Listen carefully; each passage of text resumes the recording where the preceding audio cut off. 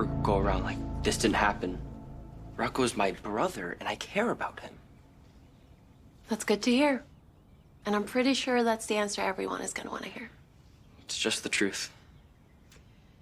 But what happens the next time you're looking at something and it seems really fun, but it also seems dangerous and stupid? And I'm not talking about tomorrow. I'm talking about like 2 weeks from now or 2 months from now. Because it will happen at some point. I'll have to think about it differently. I can't keep doing things the same way I've been doing them. That's the challenge, right? To do things better and make better choices. That's how we make amends. It's actually really good advice. Thank you. I hope I remember it all when this baby is your age. For what it's worth, I really think that you're gonna learn from this. And I hope that when my baby's older, you'll be around. Teach them some of the things you've learned. I should really start writing this stuff down. Control. That can never happen again. It won't. I promise. So what do I do now? Well, first you gotta take responsibility. Then you make things right with your brother. I will. Okay? You know I've given you a lot of freedom, right? Why? Because I respect you. And I believe that you can make your own choices, good choices. But I'm still responsible for you. And I take that seriously. So from now on, moving forward, we check in every night, 9 p.m., face to face or on the phone. I need to know where you are and what you're doing. Okay. Dad, I really want to earn your trust again. I trust you. I believe in you. And I believe that you can learn from this, and I know that you can do better. Laura putting the...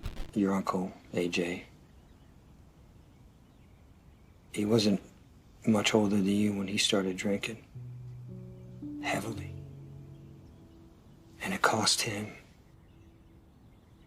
It cost me, it cost his family. So much. I don't want anything like that for you. I know, Dad. Just be careful. You screwed up. Thank God Rocco's okay. Learn from this and don't do it again. I won't. What up, y'all? This your boy Ace here, and welcome to Afternoons Delight. I love this. I love these scenes that we had today. Danny and Sasha and Jason is Danny talking to Danny about his mistake and owning up to it and stuff like that. So he talked to Sasha first. I don't know if they were having breakfast together or whatever.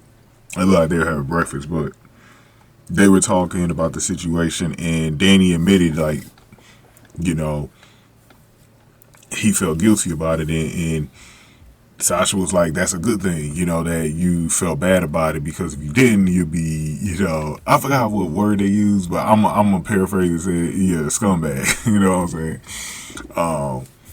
And so Sasha knows Danny's a good kid, and, you know, that he made a huge mistake, but she just wants him to realize when he makes those mistakes to own up to them, try to do the best he can to not make them again. And Sasha's definitely a good person that Danny talks to, because she definitely had her share of screw, especially coming to Port Charles.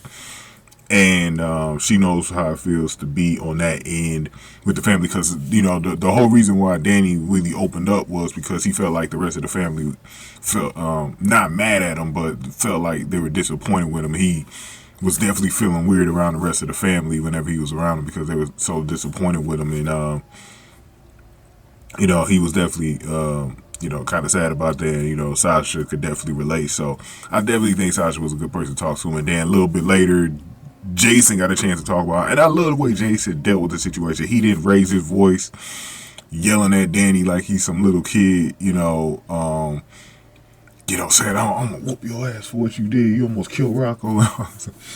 You know, he didn't go he didn't go about it that way. You know, he just had a calm talk with Danny and let him know, like, look, man, you know, you got to earn my trust back. You know, you kind of lost my trust with what happened. And he gave him an example of what happened with his older brother back in the day, and, you know, how his drinking problems was a problem, you know.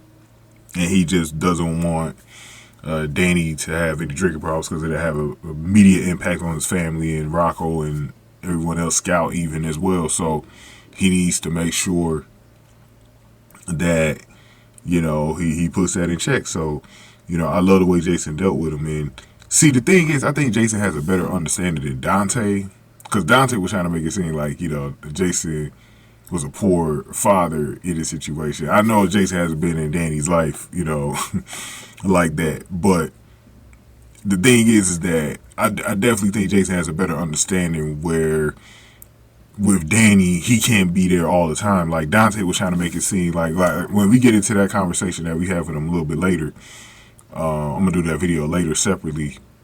He definitely tried to make it seem like Jason needed to be watchful of Danny at all times. Like, no, Danny is a teenager. When the kids get to a teenager age, bro, they're going to be on their own a lot.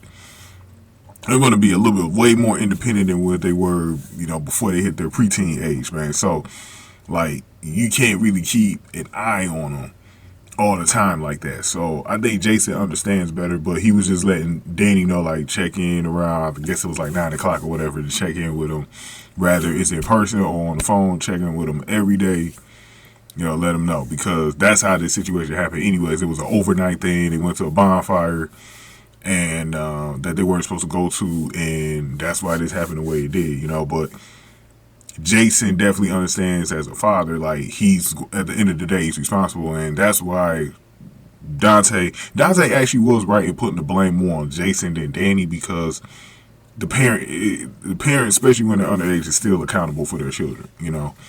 So it definitely did make sense, but we'll talk about that in that video. We got 2 videos to make, because I got to talk about Danny apologizing to Dante in person, and then also we're going to talk about that little conversation that Jason and Dante had towards the end of the episode. But I'm going ahead and give me your thoughts here, man. I love the conversation that Danny had with Sasha and Jason here. It's a good thing that I think Danny has Sasha in his life as a female figure, now that Sam is gone, someone that he could confide in on the female side, and just, like, you know, whenever he has problems, he could go to Sasha, you know what I'm saying? And, you know, one thing I was wondering too, man, especially a teenage boy his age, man, I know that fool got a little crush on Sasha, bro. Like, come on now. I know that fool got a crush on Sasha, man.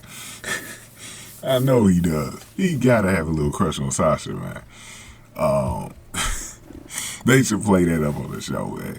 But not do it in a way where, because TV shows tend to always do this thing where they make a motherfucker look like a damn stalker or something, man. Like, it don't always gotta be a stalker situation, you know what I mean? Like, just have it be just a little crush he got on him, man. Like, you know, he ain't gotta make it seem like he crazy or something like that.